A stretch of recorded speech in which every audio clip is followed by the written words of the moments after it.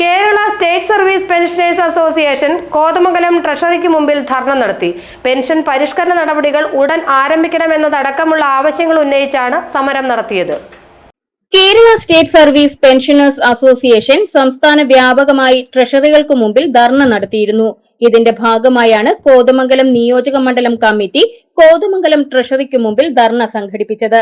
Pension പരിഷ്കരണ നടപടികൾ ഉടൻ ആരംഭിക്കുക, ക്ഷാമാശ്വാസം കുടിശ്ശിക ഉൾപ്പെടെ നൽകുക, മെഡിസെപ് പദ്ധതിയിലെ അപാകതകൾ പരിഹരിക്കുക, ലഹരി വ്യാപനം തടയുന്നതിന് സർക്കാർ ശക്തമായ നടപടി സ്വീകരിക്കുക, ആശാ വർക്കർമാരുടെ സമരം ഒത്തുതീർപ്പാക്കുക തുടങ്ങിയ ആവശ്യങ്ങളാണ് സമരത്തിൽ ഉന്നയിച്ചത്.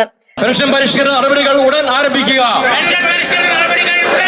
ക്ഷാമാശ്വാസ കുടിശ്ശിക തന്നു തീർക്കുക, തന്നേ തീരൂ തന്നേ തീരൂ,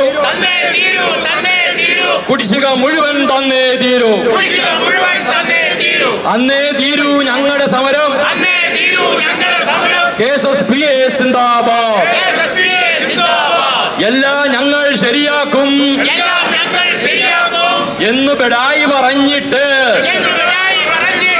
പിണറായി മുഖ്യൻ വന്നിട്ട് വർഷം പലത് കഴിഞ്ഞില്ലേ, എന്നിട്ടെന്തേ സർക്കാരെ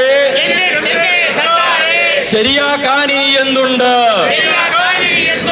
ധർണ സംസ്ഥാന സെക്രട്ടേറിയറ്റ് അംഗം PM മൈദീൻ ഉദ്ഘാടനം ചെയ്തു.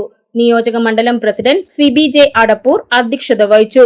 CA Alikunju, KC Jose, KL Shaju, AJ John, PT Paulose, Alice Kuriya, GG Paul, VK Karthiyayani, PV Paulose, CA Abdul Raheem, Davy John, P Balan, NA Augustine, KP Ashraf, Saifuddeen, KE Kasim തുടങ്ങിയവർ പ്രസംഗിച്ചു. PT റഷീദ് സ്വാഗതവും മാർട്ടിൻ കീഴേമാടൻ കൃതജ്ഞതയും പറഞ്ഞു. നമ്മളെ സംബന്ധിച്ചിടത്തോളം 2024 ജൂലൈ 1 ഏതാണ്ട് 10 മാസം കഴിഞ്ഞിരിക്കുകയാണ്. ഒരു ശമ്പള പരിഷ്കരണ കമ്മീഷൻ പോലും വയ്ക്കുന്നതിന് ഈ ആലോചന പോലും നടത്തിയിട്ടില്ല എന്ന് കഴിഞ്ഞ നിയമസഭാ സമ്മേളനത്തിൽ നമ്മുടെ ധനകാര്യമന്ത്രി സൂചിപ്പിക്കുകയുണ്ടായി. നമ്മളെ സംബന്ധിച്ചിടത്തോളം ഇനി ഈ സർക്കാരിന് ഒരു വർഷത്തെ കാലാവധിക്കുള്ളിൽ എന്താണെങ്കിലും ഒരു ശമ്പള പരിഷ്കരണ കമ്മീഷൻ വെച്ച് ഒരു പരിഷ്കരണം നടത്താൻ സാധിക്കില്ല എന്ന് ഉറപ്പായിരിക്കെ ജീവനക്കാർക്കും പെൻഷൻകാർക്കും കിട്ടേണ്ട ആനുകൂല്യം തടഞ്ഞു വയ്ക്കുന്നതിനും അതുപോലെ തന്നെ കൊടുക്കാതിരിക്കുന്നതിനുള്ള തീരുമാനമാണ് ഈ ഇടപെട്ട പിണറായി സർക്കാർ തുടരുന്നത് എന്നുള്ളതിൻ്റെ ഒരു ഉദാഹരണമാണ് ഈ അനിശ്ചിതകാലമായിട്ട് ഈ നീട്ടിക്കൊണ്ടുപോകുന്ന ഈ പരിഷ്കരണ നടപടി നീട്ടിക്കൊണ്ടുപോകുന്നത്. ഇത് തീർച്ചയായിട്ടും ജീവനക്കാരോടും പെൻഷൻകാരോടും അവഗണന ആയിട്ട് മാത്രമേ കാണാൻ കഴിയുകയുള്ളൂ.